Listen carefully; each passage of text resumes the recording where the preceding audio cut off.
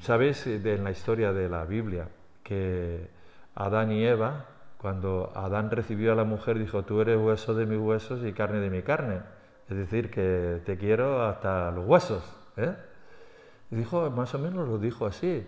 Y eran uno. Y el Señor, Dios, creador, dijo, oye, ahí va y os dejo la tierra, para que la sojuzguéis, la gobernéis a ambos, no a uno solo, a los dos. ¿Bien? Y entonces después, sí, vivieron en igualdad y cada uno en su función, iban a una, pero a la caída que llamamos, ¿verdad?, cuando se desobedecieron a Dios, ambos también, pues entonces, pues ya de ahí en adelante llamamos el periodo de la caída, donde el pecado entra en la persona, donde se desconecta con Dios, la persona se extiende a sí mismo, ahí como, por así decirlo, bueno, sí, un enajenamiento de sí mismo. La persona entonces también deja a un lado a la sociedad, que en ese sentido era su mujer, ¿no? Y le culpa a Dios de que una mujer que le ha dado le ha hecho caer, ¿no? Eso es una explicación, así una justificación rara, ¿no? Y también, pues bueno, no solo hay la descomunicación con Dios, con uno mismo, con los demás, sino también con toda la creación. Y a partir de ahí, pues empieza la ferocidad y empieza el hombre también a trabajar la tierra y a explotarla y a no importarle nada la tierra que tenemos, ¿no? Y eso es y hoy en día más que nunca es más que la alarma, os he dicho algunas veces, sanitaria, es la alarma climática, es el problema con la creación. Todo esto viene de la caída y entonces la relación del hombre con la mujer, a partir de ahí, pues totalmente descentrado. En vez de la ley del amor, vino la ley de Darwin en Edén, no había nacido aún el Darwin, ¿no? Pero es la ley del más fuerte. El hombre se enseñorea de la mujer, ¿verdad? Y entonces toma ahí. En cuanto a cómo sigue la historia, hay, para no ponerla toda, pero en el tiempo de Persia, pues os acordáis del libro de Esther. ¿Quién no ha leído el libro de Esther? Y en nuestra sociedad aún muchos, algún literato, pues lo que ha hecho es hacer un teatro, ¿no?, de Esther, sobre el libro de Esther. Bien, pues allí estaba el rey Asuero, que estaba comiendo con sus oficiales y estaban todos bebidos y llamaron a la reina, y él llamó a la reina Vasti. Y Vasti, que también pues era una persona que se sentía reina y con dignidad, le dijo, pues va a ir tu abuela, yo no voy a ir.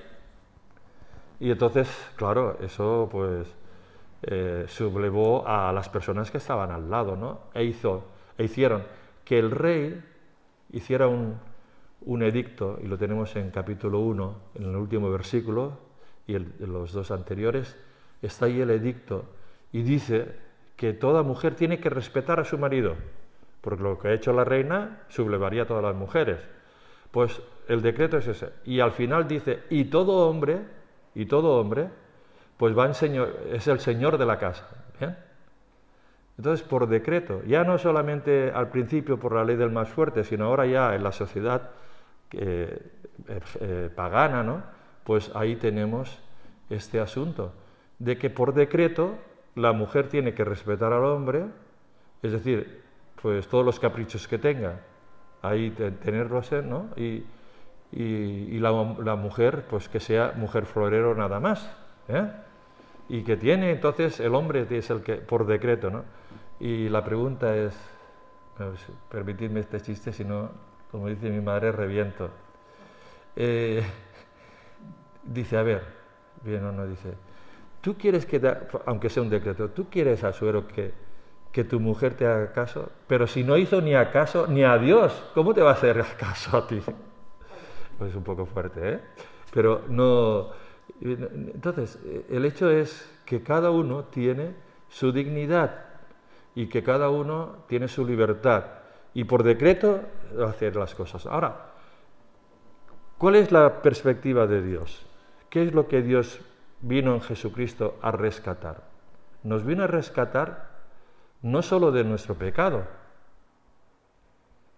que así lo hizo, nos comunicó con Dios, pero Él quiere también que tengamos paz con Dios, que tengamos paz con nuestros semejantes, de manera horizontal, ¿no?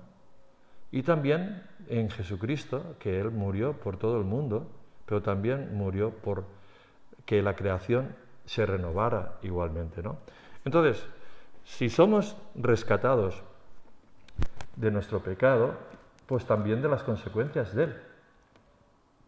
Y entonces, para el Señor, Jesús, tanto es un hombre como una mujer. Un día, pues sobre todo en Marcos lo podéis ver, pues le hablaron de que si Moisés, pues el divorcio y esto tal, y dijo, tanto si el hombre se divorcia, no está bien, como si la mujer se divorcia, no está bien.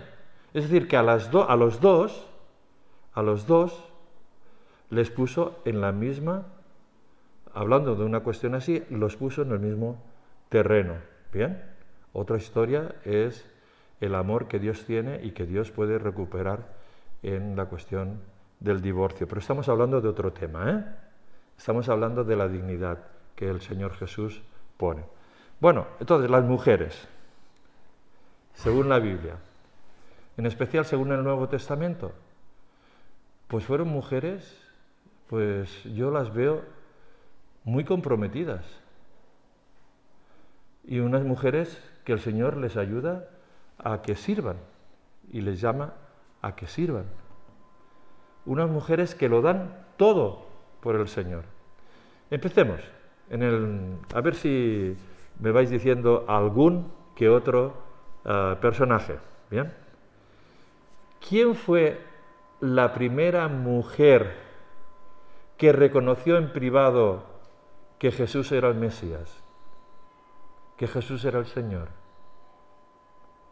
Os diré que era una mujer que ya se le había pasado el arroz para tener hijos, que tuvo un hijo, por supuesto el Señor le dio un hijo, y estaba embarazada. Y era Elizabeth, que cuando vio a su prima María venir, y también María estaba embarazada, pues entonces habló lo reconoció. ¿Quién fue la primera persona que reconoció en público al Señor Jesús? Os diré que juntamente con esta persona había otra que coincidió con Jesús y era un varón, un hombre, ¿eh? Pero el hombre dijo, el Espíritu Santo me ha dicho que este chico, que este niño, pues es el Mesías, ya me puedo morir. Y se echó a morir. Pero la mujer que había al lado, que era viuda de hacía muchos años, y estaba en el templo tanto por la noche y por el día y por la noche, ¿verdad? Pues ella cuando lo supo, habló a todo el mundo acerca del Mesías. Era la primera mujer, fue la primera mujer que lo reconoció en público, ¿sí? ¿De quién estamos hablando? De Ana. ¿Y Ana qué era? No solamente era profetisa, ¿sí? Era profetisa.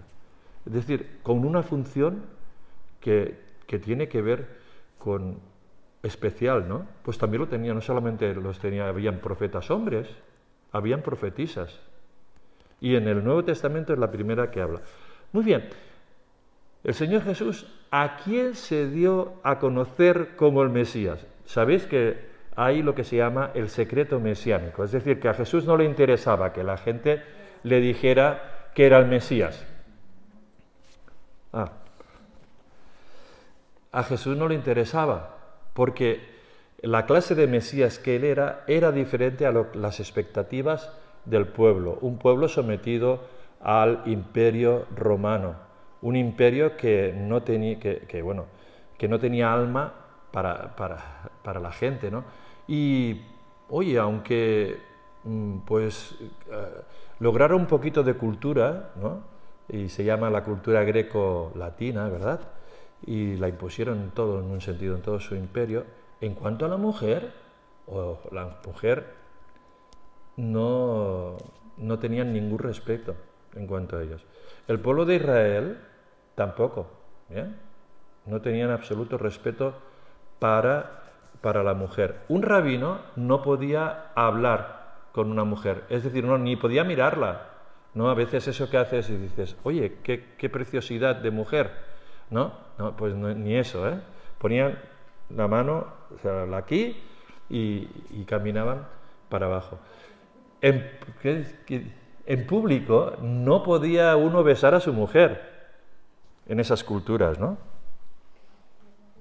Estaba mal visto. Y la mujer, pues según Platón y Aristóteles, ¿no? Pues tampoco, no estaban. Gracias. No estaba bien visto. Entonces, pero el Señor Jesús fue y habló con una mujer. Una mujer de muy mala reputación.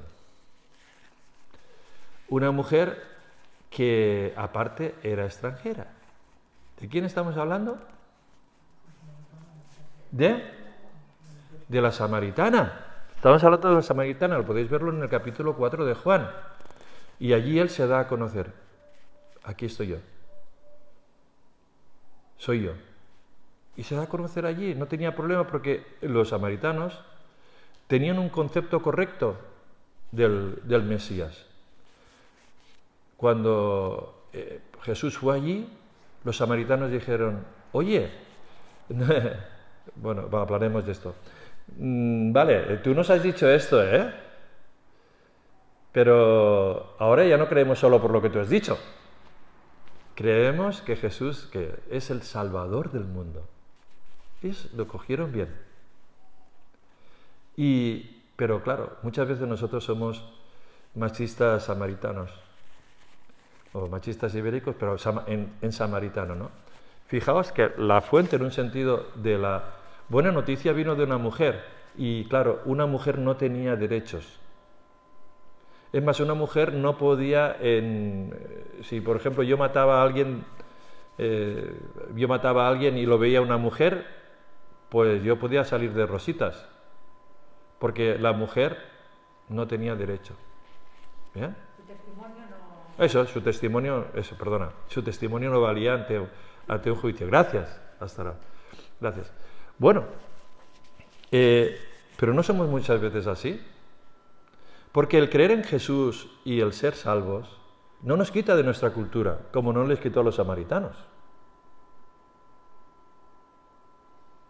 Pero el Señor, cuando ha venido a liberarnos de nuestra vana manera de vivir, la cual heredamos de nuestros padres, de la cultura. Por eso tenemos que ir en un sentido y redimir la cultura de los samaritanos, también la nuestra, porque de unido lo que ha pasado en España y lo que está pasando, las violencias de género que ocurre, ¿verdad? Bueno, entonces, esa fue la primera mujer que en un sentido Jesús se da a conocer, la primera vez que se da a conocer como Mesías fue a una mujer. Es verdad que Juan Bautista dijo, este es el Cordero de Dios que quita el pecado del mundo y tal y cual, pero es así. Veamos otra mujer. Jesús, como rabí, un rabino no podía tocar a una mujer. Pero ¿os acordáis que hubo una mujer en la sinagoga que estaba chaperuda, ¿no? Y el Señor la enderezó, la tocó. Dijo, ella también es una hija de Abraham. ¿La dignifica? Porque si los judíos decían, nosotros somos hijos de Abraham y no somos esclavos de nadie, ¿no? Los varones decían eso, pero también Jesús dijo, ella es una hija de Abraham. Por tanto, puede ser que nos saltemos mucho, ¿no? en cuanto a las mujeres que puede haber, ¿no? Pero os acordáis de aquella mujer de mala fama que vinieron los fariseos y dijeron, somos testigos de que esta mujer estaba en el lecho cuando la hemos cogido. No trajeron al hombre, pero sí a que lapidaran a la mujer. ¿Y Jesús qué hizo? Escribió. Escribió en un formato efímero, ¿no? Menos mal que no dejó nada escrito. No, pero escribió ahí, ¿no? Y estaba escribiendo allí, no sé qué garabatos haría, y absorto ahí en sus pensamientos, o no sé. Pero el hecho es que cuando levantó la cabeza, después de aquella declaración suya, que ya la sabéis, pues todos marcharon, ¿no? Y Jesús dice, ni yo te condeno, ved y no peques más. El Señor es un dador de perdón y también de segundas oportunidades. ¿Qué decir de las parábolas de Jesús? Hay una mujer que está ahí amasando, ¿verdad? Hay una mujer que está en un molino, entonces hay una mujer que está ahí, ¿no? Presente en sus enseñanzas. Y también, pues, no solamente presente en sus enseñanzas, en su parábola, sino presentes escuchándole. ¿Quién estuvo a los pies de Jesús escuchándole? ¿Quién? María. Muy bien. Y en Lucas 8 nos dice que había mujeres que le seguían. En los primeros versículos 1 y 2. Había mujeres que le seguían y le servían con sus dones.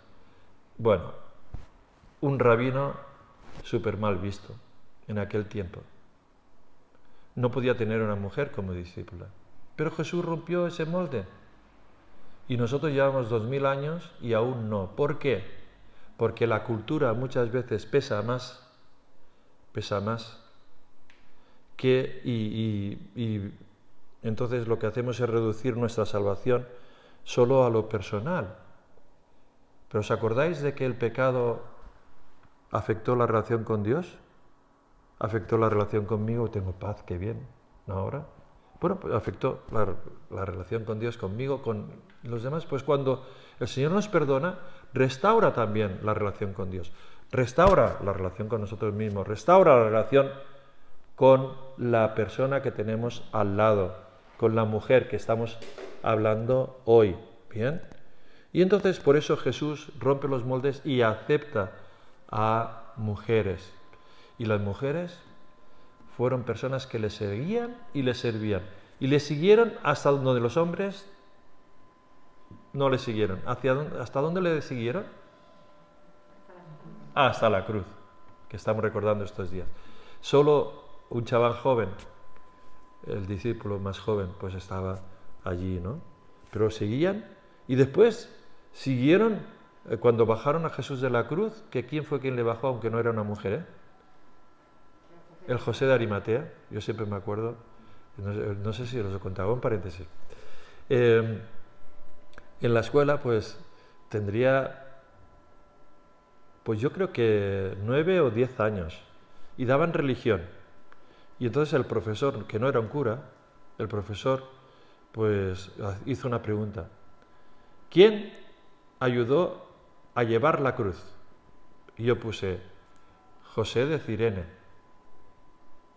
Y entonces él me puso que no, que era José de Arimatea. Entonces, por la tarde, con la Biblia, Bueno, vosotros no me quitasteis el punto, ¿no? Él tampoco. Pero bueno, el hecho está así, ¿no? Entonces José de Arimatea, bueno, cuando bajó de la cruz, las mujeres siguieron. Es verdad que se implicó José de Arimatea, que era uno del Sanedrín, y también Nicodemo, que allí puso pasta, ¿eh? Uno dejándole el nicho, por así decirlo, y el otro embalsamándole, pero rápido, ¿no? Las mujeres siguieron, y ¿quiénes fueron las primeras que vieron a Jesús resucitado? Las mujeres. Y Jesús, ¿a quién le dio el mensaje que fueran y proclamaran este mensaje? ¿A quiénes? A las mujeres. ¿Bien? el mensaje más glorioso del universo, que Jesús había vencido la muerte, las primeras que fueron mujeres. Mujeres que le siguieron y mujeres que le sirvieron. Mujeres que unas tenían alguna dignidad fuerte, o la mamá de Jesús, ¿no?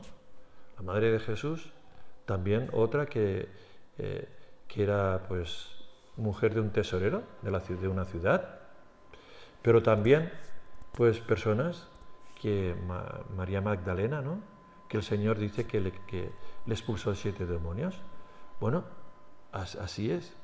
Y personas que entonces seguían a Jesús, no importa la dignidad social que tuvieran, Jesús le dio la dignidad máxima, que era que fueran hijas de Dios. Ya no solo hijas de Abraham, sino que al creer en Él, a partir de la resurrección, serían hijas de Dios. Bueno, ¿sabéis que esto era una introducción?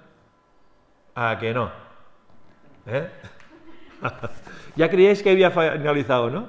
La verdad que podía hacerlo, ¿eh? Pero vamos a Juan capítulo 10, a ver aquí unos trazos de una mujer que había seguido a Jesús, que le amaba, le amó mucho, por eso fue perdonada mucho. Una mujer que fue hermana de aquella mujer tan activa que servía mucho a Jesús y a los comensales. ¿Os acordáis, no? ¿Cómo se llama esa mujer? La hermana no, la hermana de la que hablo. Marta. Marta, vale, sí, muy bien. Eso es. Pues vamos entonces a Juan.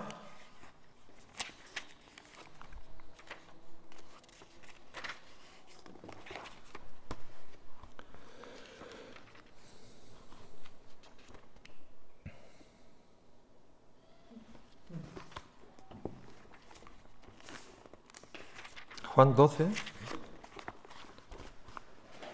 Sí, Juan 12. Es que en mi mente habían varios pasajes.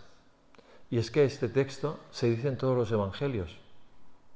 En Mateo, Marcos, Lucas y Juan podéis encontrar este pasaje. ¿Bien? Dice: 6 días antes de la Pascua vino Jesús a Betania, donde estaba Lázaro, que había estado muerto, a quien había resucitado de los muertos. Y le hicieron allí una cena. Marta servía y Lázaro era uno de los que estaban sentados a la mesa con él.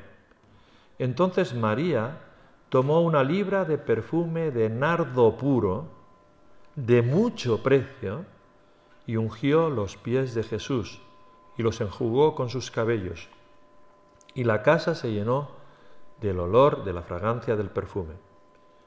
Y dijo uno de sus discípulos, Juan Iscariote, hijo de Simón, el que le había de entregar: ¿por qué no fue este perfume vendido por 300 denarios y dado a los pobres?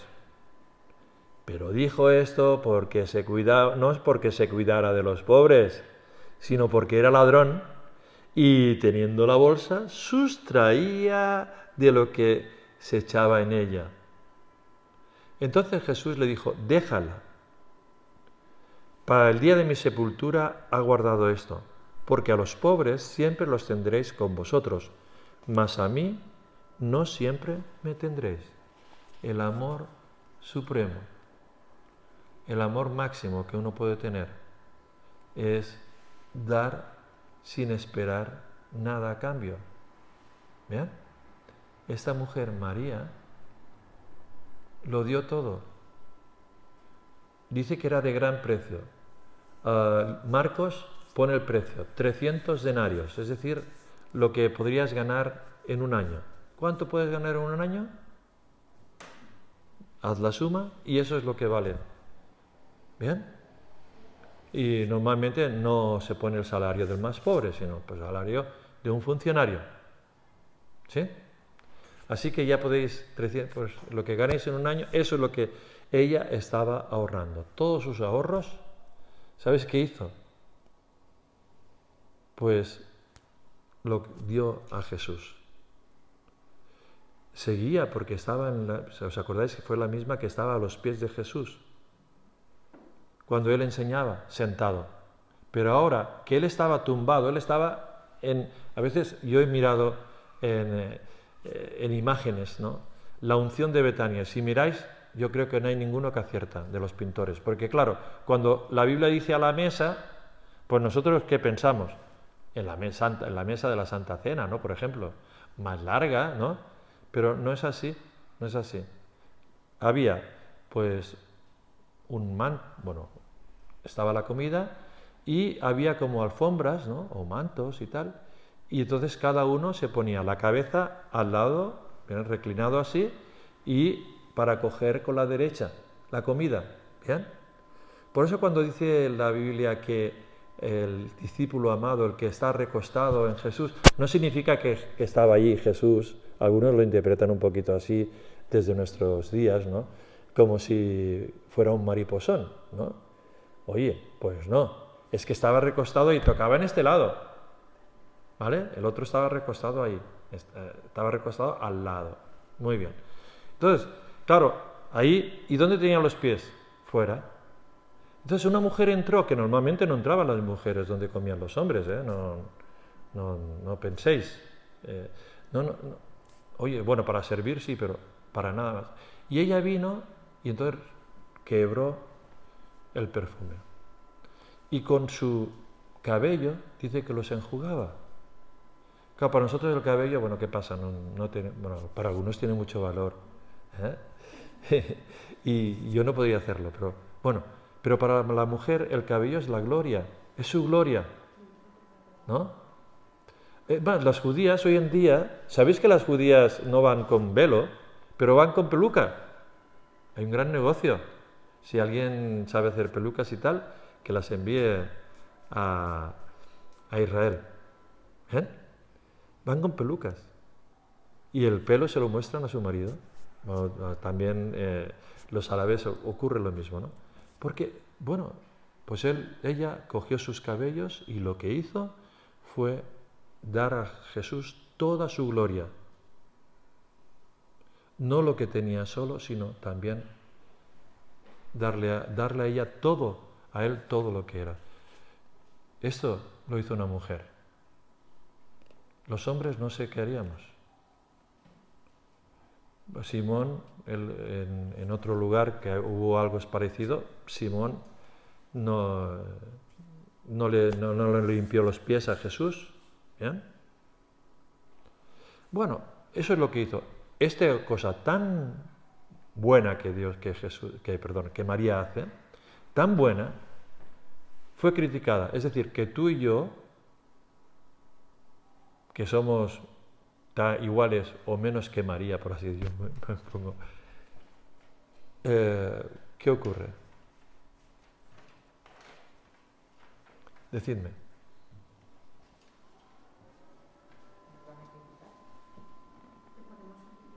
¿Cómo? Que podemos ser criticados o vamos a ser criticados. No te entiendo. Que podemos ser criticados o vamos Ah, a ser claro. criticados. Sí, efectivamente. Si ya lo fue, también nosotros. Toda obra buena, dice Eclesiastés 4:4, toda excelencia de obra. Es la única manera que nosotros hablamos mucho de hacer las cosas con excelencia. Y la excelencia la da Dios, ¿no? Lo tenemos que hacer bien. Pero la excelencia de obras dice que lo que evoca es la envidia del prójimo contra el que hace esta obra, ¿sí? Bueno, Judas fue el malo aquí. Pero si vosotros leéis en Marcos, dice que fueron algunos. ¿Quiénes serían algunos? Los que estaban a la mesa. Y había mucha gente a la mesa. Pero también nos dice en el otro evangelio que fueron los apóstoles que criticaban a esta mujer. Es decir, ninguno se salva. Y cuando alguien te critica por hacer algo bueno, mujer, hombre, ¿tú qué has de hacer? Oír la voz de Jesús. Y el propósito por el cual te ha impulsado a hacer esa obra excelente para la gloria de Dios. Oír a Jesús. Jesús dice, esto lo he hecho para mí, para mi muerte, ¿verdad? Me está embalsamando. Porque Jesús sabía que iba a morir en esa semana. Había venido para eso. La gente no estaba en su agenda, no estaba en la agenda de los jerifantes, ni mucho menos. Dicen, oye, vamos a cogerlo, pero para después de la fiesta, porque ahora con tanta gente, a ver si el pueblo hay una revuelta. Pero Jesús sabía que esa era su hora. Y Jesús dijo, esto lo he hecho para mi sepultura. Y entonces, como eso da valor, le da valor al asunto, ¿no? Entonces, las críticas, ¿no? Y en especial aquí la crítica de Judas, oye, esto se podía haber dado a los pobres. Jesús dice, y aquí el liberalismo político,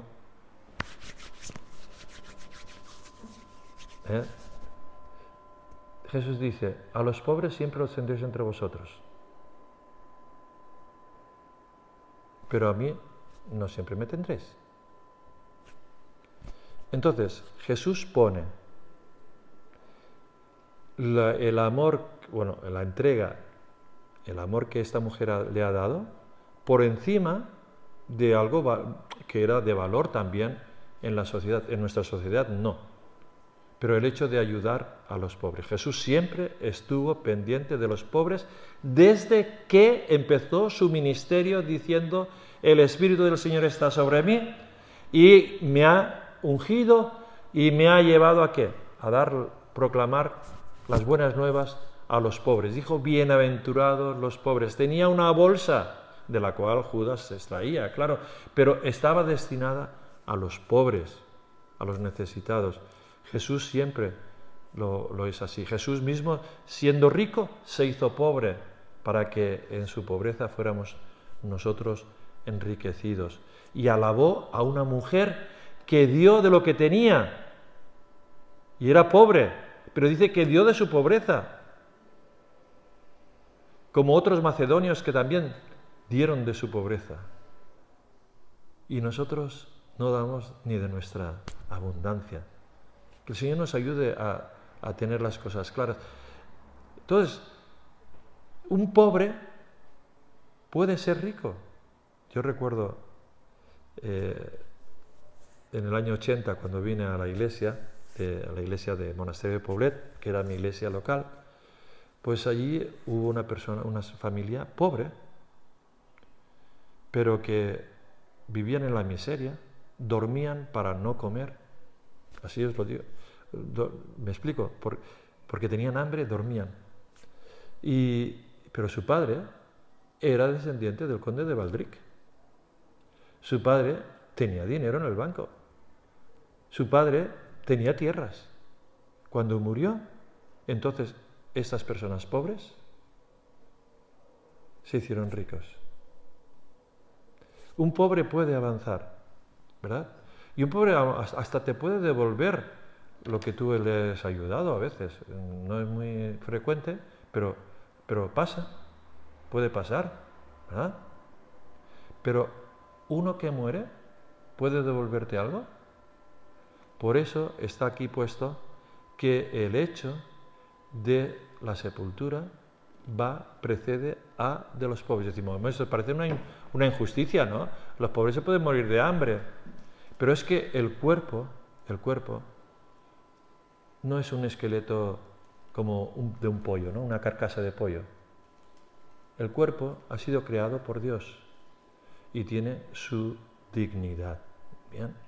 Entonces aquí tenemos una mujer, aquí hay dos temas, ¿no? Una mujer y los pobres, ¿sí?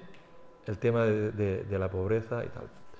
Yo quiero deciros que he visto a muchas mujeres dar de lo que no tenían, no solo por sus hijos, sino como la mujer de Proverbios 31, que se levantaba, hacía de todo y demás. Los hombres estaban ahí en la puerta, nada más, ¿no? Pero dice que daba sustento a los pobres. Bueno, seguidoras de Jesús. Espero que nos llamemos así, más que evangélicos, seguidores de Jesús. Y ahora seguidoras de Jesús. Sabed que lo que vosotros hacéis tiene un valor infinito, el de seguirle, el de amarle. ¿Bien? Y no por ser mujeres no os arronséis, ¿cómo os digo? No os achiquéis para nada. ¿Bien? Manteneos en vuestra dignidad.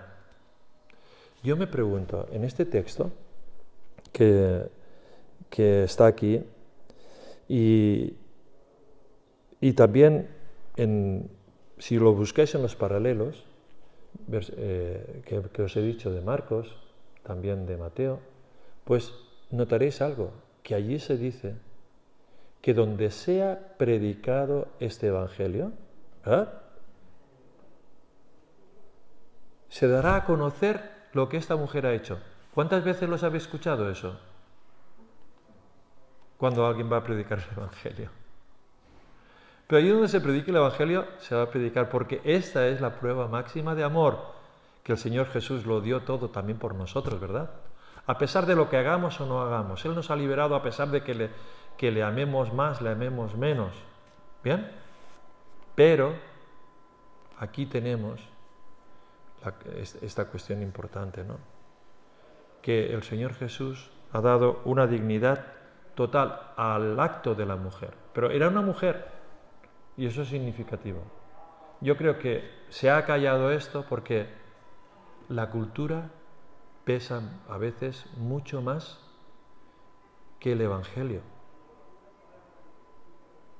La Biblia dice que el Evangelio es poder de Dios, dinamita de Dios para salvación. Y también que no nos conformemos a este siglo, sino que nos transformemos, ¿verdad? ¿Por medio de qué? ¿Por medio de la renovación de qué?